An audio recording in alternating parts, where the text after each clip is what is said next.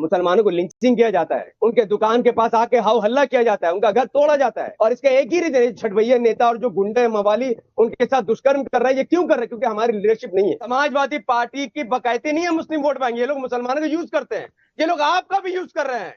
जब तक आप लोग समाजवादी पार्टी का समर्थन करेंगे, समाजवादी पार्टी का हिंदू वोट बैंक कभी उनके पास नहीं आएगा। मैडम रुकिए, अभी आपकी पोल खोल रहा हूँ, रुकिए। आप ओवैसी साहब के पैर की धूल भी नहीं है। जब तक आप जैसी महिलाएं समाजवादी पार्टी में है, समाजवादी पार्टी हारती ही रहेगी यूएपीए बिल पर। और जितना बिल आज तक पार्लियामेंट में आया, ओवैसी साहब ने विरोध किया, इन्होंने समर्थन किया है। और आप जब तक समाजवादी पार्टी में, समाजवादी पार्टी आपका यूज करेगी, फिर आपका हाल आजम खान वाला होगा। समाजवादी पार्टी आपको झांकने नहीं जाएगी। 2017 में भी आप हारे, 2022 भी हारे, 2024 भी हारे। मुसलमानों को वोट लेकर आप मुसलमानों को वोट बर्बाद करेंगे। ठीक है हफीज अंसारी, आप लोग बीजेपी को हराना चाहते हैं कि समाजवादी पार्टी को हराना चाहते हैं? देखिए विद्यानाथ जी, इनके बातें ना आपस में टकरा रही हैं। एक तरफ ये कहते हैं कि एमआईएम के आने से समाजवादी पार्टी का वोट कटेगा, बीजेपी को फायदा होगा। इनको डर है कि एमआईएम इतना ताकतवर है कि समाजवादी पार्टी का वोट काट देगी। फिर हम लोग सामने से कहते हैं कि आप अलायंस कर लीजिए। अगर आपको इस बात का डर है कि बीजेपी को फायदा होगा तो आप अलायंस क्यों नहीं करते? वहां पर इनको साफ सुन जाता है। क्यों? क्योंकि अलायंस करेंगे तो हिस्सेदारी देने की बात होगी। इंडिया अलायंस लगातार 15 सालों से हार रही, इसका रीजन जानते हैं क्या है? हिंदू वोट जहां पर इनको फोकस करना, वहां पर इनका कोई फोकस नहीं है। मुसलमानों को वोट के लिए लड़ाई लड़ते। क्यों भाई? पूरे उत्तर प्रदेश में मुसलमान 19% है। क्या समाजवादी पार्टी के साथ ब्राह्मण है, जाटव है, ठाकुर है, अपर कास्ट कोई नहीं है? मुसलमानों को वोट के पीछे पड़े हुए हैं। हम आपको खुला ऑफर दे रहे हैं, आप मुस्लिम वोट को छोड़ दीजिए, आप ध्यान दीजिए उन वोटों पर जो वोट आपके कभी है ही नहीं। पर आप उन पर ध्यान नहीं देंगे, आपको विपक्ष के लड़ाई लड़नी है। समाजवादी पार्टी इस बार जो इलेक्शन लड़ रही है वो विपक्षी दल के लिए लड़ रही है, हिसाब से नफीस अंसारी बनाने के लिए नहीं लड़ रही है। नफीस अंसारी, आपके हिसाब से मुसलमानों के लिए तुष्टीकरण आप करें और हिंदुओं के लिए समाजवादी पार्टी? सर हम तुष्टीकरण नहीं कर रहे हैं। अगर हम मुस्लिम तो खुलकर कह रहे हैं ना कि वो अपना हिंदुओं को देखे, हम अपना मुसलमानों को देख लेंगे। नहीं, हिंदुओं की नहीं, आप लोग राजनीतिक पार्टी है या धार्मिक पार्टी है? सर मैंने ब्राह्मण की बात की, जाटव की बात की, मैंने ठाकुर और दलित की बात की, मैंने हिंदू वर्ड नहीं रखा है। और हम ये सब हिंदू ही है भाई। सर ठीक है सर, देखिए हम अगर मुस्लिम समाज की बात करें तो उसका एक रीजन है। मुसलमानों को लिंचिंग किया जाता है, उनके दुकान के पास आके हाव हल्ला किया जाता है, उनका घर तोड़ा जाता है। और इसका एक ही रीजन है, छठभैया नेता और जो गुंडे मवाली उनके साथ दुष्कर्म कर रहे हैं। ये क्यों कर रहे हैं? क्योंकि हमारी लीडरशिप नहीं है। हमारा मानना है कि जिस दिन एमआईएम की लीडरशिप सरकार में हो जाएगी, ये सब जो आरोप आप लगा रहे हैं, ये किसकी सरकार में हो रहा है? भारतीय जनता पार्टी की सरकार में हो रहा है। तो आपको भारतीय जनता पार्टी से लड़ना चाहिए। भी होता था सर, लड़ तो रहे ना। एक तरफ मुसलमान बीजेपी को रोकने के लिए एसपी को वोट कर रहा है, लेकिन एसपी नहीं जीत पा रही है। यही की तो लड़ाई है। 2017 में मुसलमानों और एमआईएम आके सरकार बना लेगी। और एसपी तो नहीं जीत पा रही, लेकिन नहीं बना पा रही है। मैडम सरकार आप भी नहीं बना पा रहे हैं। 2017 में भी आप हारे, 2022 भी हारे, 2024 भी हारे। मुसलमानों को वोट लेकर आप मुसलमानों को वोट बर्बाद करेंगे। ठीक है, ओके नफीस अंसारी। सुमैया राणा जी, उनका कहना है कि आप लोगों से हो नहीं पा रहा है। जब हो नहीं पा रहा है तो आप लोग छोड़ दीजिए। वैसे भी अब दरी बिछाने का काम मुस्लिम समाज के लोग करेंगे नहीं। अब उनको चाहिए भागीदारी।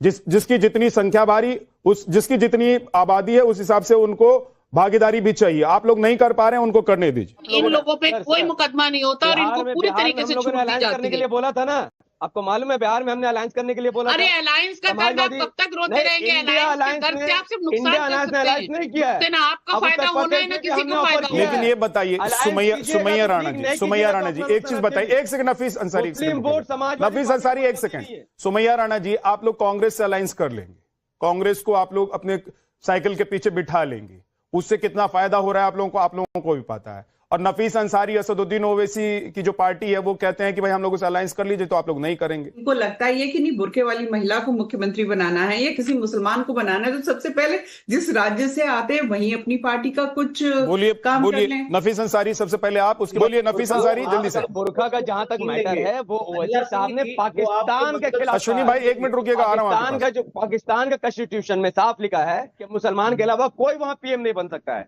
हमने कहा हमारा देश महान है, एक बुरका वाले भी पीएम सीएम बन सकते हैं। वो बात आप लोगों को नहीं समझ में आई। जहां तक सुमैया राणा जी और कांग्रेस नेता की बात है यूएपीए बिल पर, और जितना बिल आज तक पार्लियामेंट में आया, ओवैसी साहब ने विरोध किया, इन्होंने समर्थन किया है। और सुमैया राणा जी सुन लीजिए, समाजवादी पार्टी की बकायदे नहीं है मुस्लिम वोट बैंक। ये लोग मुसलमानों को यूज करते हैं, ये लोग आपका भी यूज कर रहे हैं। जब तक आप लोग समाजवादी पार्टी का समर्थन करेंगे, समाजवादी पार्टी का हिंदू वोट बैंक कभी उनके पास नहीं आएगा। समाजवादी पार्टी छोड़ दीजिए, एमआईएम में आइए और उनको छोड़ दीजिए। उत्तर प्रदेश का हिंदू ही डिसाइड करेगा कौन सीएम और कौन सरकार बनाएगा। जब तक आप जैसी महिलाएं समाजवादी पार्टी में है, समाजवादी पार्टी हारती ही रहेगी। अब आप लोगों को समझ में आने लग गया कि उत्तर प्रदेश का, बिहार का, पहले तो आप लोग कहते थे कि भाई मुसलमान ही डिसाइड करता है कि सीएम कौन बनेगा। सर, मुस्लिम वोट बैंक है, कांग्रेस ने कहा है, हमने कभी नहीं कहा है। ओवैसी साहब ने 2014 में कहा था, ये गलत फैक्ट है। अश्विनी जी जल्दी से 30 सेकंड में डिसाइड करता है। क्या कि अपना स्टेट छोड़ के यहाँ पे खड़े होके मंच से भड़काऊ भाषण दे रहे हैं, जिस तरीके की धार्मिक। सर ये कह रही है हम दूसरे स्टेट में आके यूपी में घुस गए, इनको अपने ही पार्टी का मालूम नहीं है। औरंगाबाद ईस्ट में इम्तियाज जलील साहब चुनाव लड़ रहे थे, 2000 वोट हार गए। मैडम रुकिए, मैडम रुकिए, मैडम रुकिए, अभी आपकी पोल खोल रहा हूँ, रुकिए, अभी आपकी पोल खोल रहा हूँ, सुनिए। औरंगाबाद में इम्तियाज जलील साहब 2000 वोट से आ रहे, क्योंकि आपने मुसलमान को खड़ा करके हराया। 5000 वोट आपने काटा। इंडिया अलायंस ने बिहार में एमआईएम को 3 सीट पर हराया है, जबकि एमआईएम वहां पर लीड कर रही थी। वोट कटवा आप लोग है, और ओवैसी साहब संविधान के मुताबिक बात करते हैं। आप ओवैसी साहब के पैर की धूल भी नहीं है, उनसे अपने आप को मत मिलाइए। आप लोग क्या बयान देते हैं, आप जाके वहां देखिए।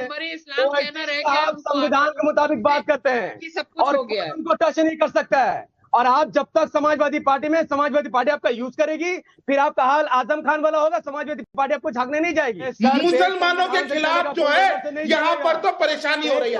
अरे मेरे भाई सुनो, बुलडोजर से नहीं चलेगा। कल तक जो लोग मुसलमानों को गाली देते थे, आप अपराधियों को प्रोवोक करते हैं, ये धर्म की अफीम चटाते हैं, ये चाहते हैं कि कहीं भी पिस्टल लगाया जाएगा लठ से।